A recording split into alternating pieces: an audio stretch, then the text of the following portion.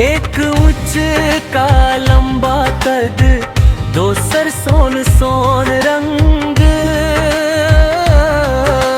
तीसर तोहर रूपवा चमके चांद सन अंग।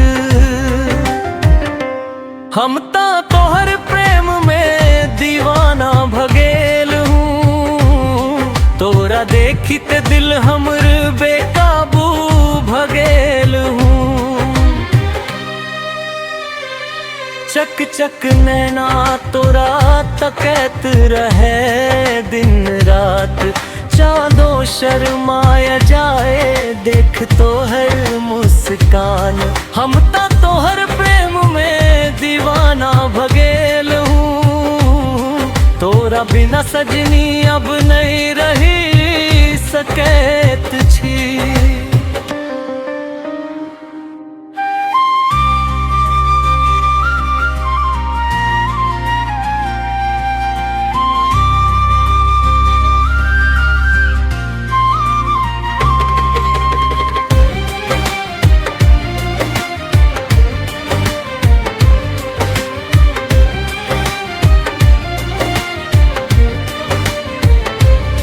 तोहर जुल्फी में बस अनहरिया राती, तोहर नैना करे दिल से मीठ मीठ बात।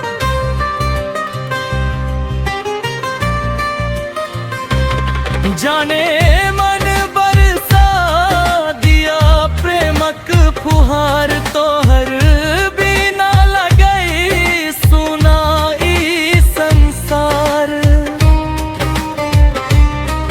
तू छे सबसे न्यारी दिल तोरा पर फिदा, एक पल्लो नहीं कटे अब तोरा बिना।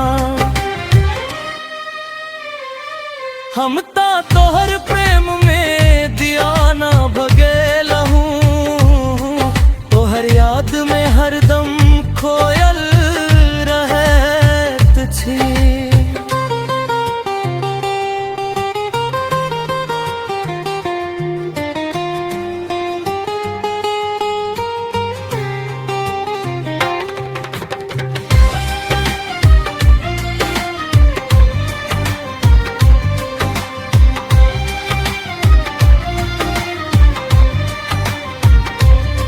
एक उच्च का लंबा कद, दोसर सोन सोन रंग, तीसर तोहर रूपवा चमके चांद सन अंग। हम ता तोहर प्रेम में दीवाना भरेल हूँ, तोरा देखी ते दिल